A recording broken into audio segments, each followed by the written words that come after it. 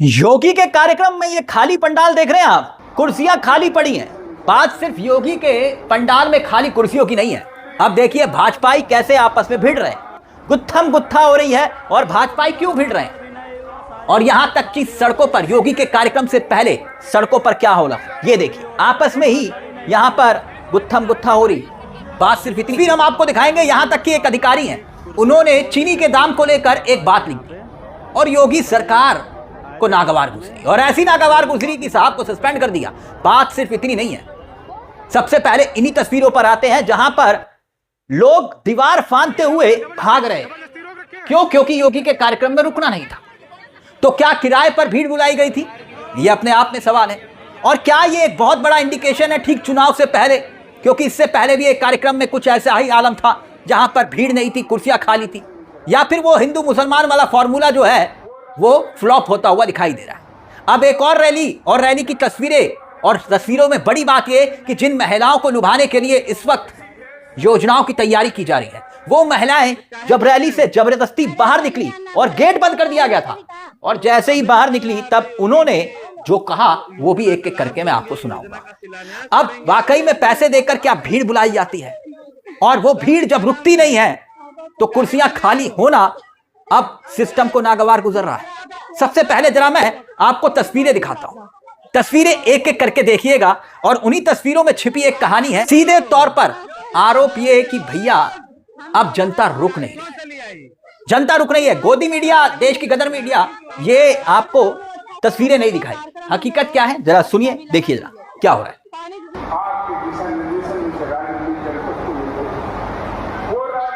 सही भाषण दे रहा है, अभी योगी का भाषण भी नहीं हुआ, सारी पब्लिक खाली हो गई है। अभी योगी ने तो भाषण ही नहीं दिया। अभी भाजपाई गुत्थम गुत्था क्यों कर रहे थे स्वागत समारोह में, उन तस्वीरों पर भी हम आएंगे। लेकिन सबसे पहले मैं आपको रायबरेली की तस्वीरें ही दिखाना चाहूंगा, जहां पर 30 जुलाई को, आपको याद होगा कि इससे पहले एक वाराणसी में कार्यक्रम हुआ था, 30 जुलाई को हुआ था। रायबरेली से पहले जो है वाराणसी में कार्यक्रम जो था वो पूरी तरह से फ्लॉप माना गया। योगी आदित्यनाथ, क्योंकि तब उस वक्त कहा गया कि भैया आंदोलन अपने चरम पर, नाराजगी थी, चंदा चोरी का मामला था। लेकिन अब धीरे धीरे जनता सब भूल रही। लेकिन क्या वाकई में जनता सब भूल रही है? कुछ तस्वीरें हैं और तस्वीरों के इतर महिलाओं के बयान हैं। पहले जरा बयान सुन लीजिए, जहां पर महिलाएं इस कार्यक्रम से जब बाहर निकल रही थी तब महिलाओं ने क्या कहा। क्योंकि गेट बंद कर दिया गया और लोग कूद कूद कर फांद रहे थे, दीवारें फांद रहे थे, कह रहे थे कि नहीं रुकना है, बड़े परेशान हो गए और कुर्सियां खाली नजर आ रही थी। सुनिए जरा महिलाएं क्या कुछ कह रही हैं, और फिर उसके बाद आपको दिखाएंगे जो जनता कूद रही थी, फांद रही थी। कई तस्वीरें हैं और तस्वीरों के इतर कुछ और कहानियां भी हैं, दिखाएंगे आप, देखिए। अरे चलिए ना, घरे न जाए का ही रहेगा। तो अभी तो चल रहा है योगी जी, योजना का लाभ देंगे, योजना का शिलान्यास करेंगे। घंटा अच्छा भी लगा नहीं, पानी की सुविधा रही, प्यासे से जनता तड़प रही है। कोई न नाश्ता न पानी, कुछ की व्यवस्था मतलब कोई नहीं। सुबह 6 बजे से 7 बजे तक बुलाए हैं, और योजना जा भाड़ में। अब देखिए गेट कैसे लॉक हो गया। यानी महिलाएं जब बाहर जा रही थी तो गेट लॉक कर दिया गया, और गेट जब लॉक किया गया तब उस वक्त बवाल हुआ और लोग दीवारें फांद फांद कर जा रहे थे, सामने पुलिस खड़ी थी। यानी आप गेट क्यों नहीं खोल रहे, ये भी एक बड़ा सवाल है। भाई कल को भगदड़ मच जाए, कोई दिक्कत हो जाए तो कौन जिम्मेदार होगा? लेकिन यहां पर देखिए भीड़ दीवारें फांद रही है, और यहां ये स्थिति दिखाई दे रही है। अभी कुछ और तस्वीरों पर हम आएंगे। देखिए अनिल क्या लिखते हैं सोशल मीडिया हैंडल पर। इन्हीं तस्वीरों को लेकर लिखा गया कि रायबरेली फिरोज गांधी डिग्री कॉलेज में मुख्यमंत्री योगी आदित्यनाथ की जनसभा से दीवार फांद कर भागे ग्रामीण, पुलिस पर जबरन बिठाए जाने का लगाया आरोप, ग्राम प्रधान प्रतिनिधि ने दिया धोखा। यानी कि वो कह रहे हैं कि भैया पैसे देकर बुलाई गई भीड़ थी, इसीलिए गेट पर जाकर खड़ी हो गई, और जब खड़ी हुई तो गेट को बंद कर दिया गया, और जब गेट बंद किया तो बवाल हो गया। और दूसरी तरफ यहां पर खाली कुर्सियां दिखाई दे रही है। मतलब ये सोचिए कि 1,000 रुपए देकर क्या ये भीड़ बुलाई गई थी जो आरोप लगा रहे हैं। विज्ञापन पर लुटाओ, भीड़ पर लुटाओ, सिर्फ भीड़ जुटाने के लिए जमकर ये बवाल हो रहा है। जबरदस्ती क्यों?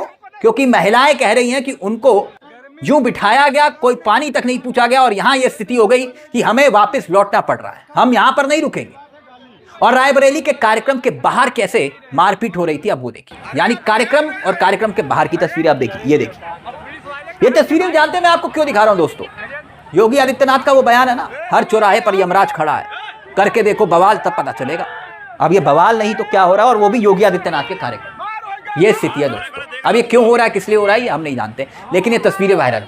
लेकिन वहीं जो महिलाएं बात बोल रही थी, एक बात गौर करिएगा, अभी कुछ और तस्वीरें उस पर हम आएंगे। महिलाएं क्या कह रही थी, लेकिन दरअसल ये जो कार्यक्रम हो रहे हैं ना दोस्तों, वो इसलिए हो रहे हैं कि ये टेस्ट करना है, 6 महीने के बाद चुनाव है, टेस्ट ये करना है कि महिलाएं वाकई में योगी आदित्यनाथ को सुनने के लिए आ भी रही है या नहीं आ रही।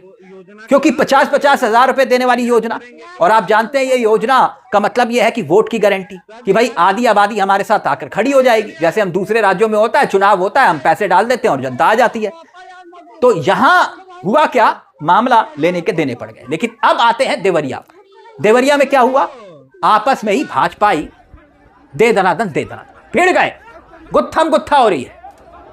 जो शिवानंद द्विवेदी हैं, राष्ट्रीय सह संयोजक उनको बनाया गया, राष्ट्रीय सह संयोजक। पहली बार स्वागत समारोह हो रहा है, और स्वागत समारोह कैसा हो रहा है ये देखिए, जमकर स्वागत समारोह, आपस में ही भाजपाई भिड़ते हुए दिखाई दे रहे हैं। और यहां पर द्विवेदी जी इस अदा पर गदगद हुए होंगे। इस तरह का स्वागत तो द्विवेदी जी ने भी नहीं सोचा होगा कि भाजपाई कार्यकर्ता आपस में गुत्थम गुत्था करते हुए मेरा यूं स्वागत करेंगे। बात इतनी नहीं है दोस्तों, अब और तस्वीरों पर आई है। मैंने कहा ना एक एक तस्वीर पर, अभी तो मैं वो अधिकारी वाले मसले पर आऊंगा। चीनी के दाम को लेकर लिख दिया अधिकारी ने और सस्पेंड कर दिया अधिकारी को। लेकिन पहले जरा देखिए, सांसद जी के मंच पर देखिए, गोली चलवाने का जिक्र हो रहा है, गाने में, गीत में गोली चल रहा है। यह सांस्कृतिक कार्यक्रम है। मैं आपको म्यूजिक नहीं सुना सकता क्योंकि आप जानते हैं कॉपीराइट का इश्यू है, वरना म्यूजिक सुनाऊंगा तो आपको गोलियां चलने की बात हो रही है ये। लेकिन सांस्कृतिक कार्यक्रम है। भाजपा के नेता कुछ भी करें वो सांस्कृतिक होता है। कांवड़ यात्रा के दौरान भी सब कुछ सांस्कृतिक ही हो रहा था। विधायक, मंत्री, मुख्यमंत्री, पूर्व मुख्यमंत्री जो भी जो कुछ करे, वो समझ लीजिए कि वो गालियां भी देना तो आपके लिए वो अमृतवाणी है, इसे यूं समझ लीजिए। तो ये बुलंदशहर के सांसद है बताया जाता है। और यहां पर देखिए लिखा गया है बकायदा ट्वीट में, बुलंदशहर के एक सांसद है बीजेपी के भोला सिंह। वाह, भोला सिंह। और भोला सिंह जी, उनके कार्यक्रम को देख लीजिए। यहां पर लिखा गया है कि कैसे 4 से 5 हजार की भीड़ कभी जुट जाया करती थी, आज आयोजकों को बहुत मेहनत करनी पड़ रही है। अब स्थिति यह है कि भीड़ अब केवल उन्हीं नेताओं के कार्यक्रम में जुट रही है, और जनता के बीच जो जमे हुए हैं, जो कल तक मोदी के नाम पर जीत जाते थे, उन्हें भीड़ जुटाने के लिए यह सब करना पड़ रहा है, नाच हो रहा है। और यहां डॉक्टर भोला सिंह टाइप के लोग हैं और जो सांसद हैं, और उनके कार्यक्रम ये सांस्कृतिक कार्यक्रम है जिन्हें आप देख रहे हैं। अब आते हैं एक बहुत दिलचस्प खबर पर, हैरान करने वाली खबर है दोस्तों। ये खबर मैं इसलिए आपको दिखा रहा हूं कि जरा सोच कर देखिए कि क्या मानसिकता है सरकार की, किस कदर पहरा है। अब देखिए चीनी के दाम बढ़ रहे हैं। ये तस्वीर देखिए आपके सामने, ये तस्वीर उन भाई साहब की है जिन्होंने अपनी क्रिएटिविटी दिखाई। ये इनकी गलती बस इतनी है, ये लेखपाल है। जी हां, लेखपाल मतलब सरकारी मुलाजिम, और सरकारी मुलाजिम ने चीनी के बढ़ते दामों को लेकर जनता के हक में अपनी बात कह दी, और वो बात आखिर गई किसको, सिस्टम को। इन्होंने क्या लिखा देखिए जरा, चाय खतरे में है मित्रों, चाय खतरे में है मित्र, चीनी पहुंच गई 70, मित्र और 70। इतनी पोस्ट वायरल हुई इन जनाब की कि जब पता किया तो पता चला सिस्टम को कि भाई ये तो लेखपाल हैं। लेखपाल होकर ऐसी हिम्मत कि भाई आप लिख रहे हैं 70 और मित्र, मित्र समझ रहे हैं ना, मित्र मतलब साहब, हां, तो उन्हीं को लेकर लिखा तो लेखपाल को कर दिया सस्पेंड। लेखपाल दरअसल जनता की ही मुलाजिम है, लेकिन सरकार को लगता है कि ना, जितने भी सरकारी मुलाजिम हैं वो हमारे मुलाजिम हैं, इसलिए इनको कर दिया सस्पेंड। मगर चीनी के दाम को लेकर जो योगी जी की खुद की दलील है ना, वो सुनना चाहेंगे आप? जरा सुनिए, हैरान हो जाएंगे, सुनिए। चीनी की क्राइसिस की चर्चा की चल रही है, लेकिन यूपी में चीनी की कमी नहीं। यूपी की 1 महीने की कुल खपत है 4 लाख टन चीनी, कुल 4 लाख टन 1 महीने की खपत है। हमारे पास मौजूद है 28 लाख टन, यानी आप अनुमान करिए 7 महीने की चीनी हमारे पास मौजूद है। तो यहां योगी जी कह रहे हैं बाजार में, नरेंद्र ने लिखा है, देखिए क्या लिखा है कि यूपी में बाजार में चीनी 70 रुपए प्रति किलो से ज्यादा की दर पर बिक रही है। चीनी की कोई कमी नहीं है, हमारे पास 7 महीने का स्टॉक है। मतलब स्टॉक है, ये खुद कबूल कर रहे हैं। योगी जी कह रहे हैं तो सही कह रहे होंगे, झूठ थोड़ी ना कह रहे होंगे। तो फिर दाम क्यों कम बढ़, दाम कम कर दीजिए योगी जी। आप 50-50 हजार रुपए महिलाओं के खाते में डालने की योजना बना रहे हैं तो दाम कम कर दीजिए। दिक्कत क्या है? कोई रोक सकता है क्या आपको? मोदी जी रोक लेंगे? नहीं ना। इसलिए मैंने कहा दोस्तों, ये तस्वीरें, ये खबरें अपने आप में बहुत कुछ बयां कर रही हैं। इस पूरे मामले को लेकर आपकी क्या राय है? ये खाली कुर्सियां, गुत्थम गुत्था, आपस में भिड़ना, ये क्या ट्रेलर है महज? 6 महीने के बाद चुनाव है। अपनी राय कमेंट बॉक्स में जरूर रखिएगा। मुझे तिलक चावला को दीजिए इजाजत। बेल आइकॉन दबा लीजिए। मंच आप ही का है। नमस्कार, जय हिंद, जय भारत।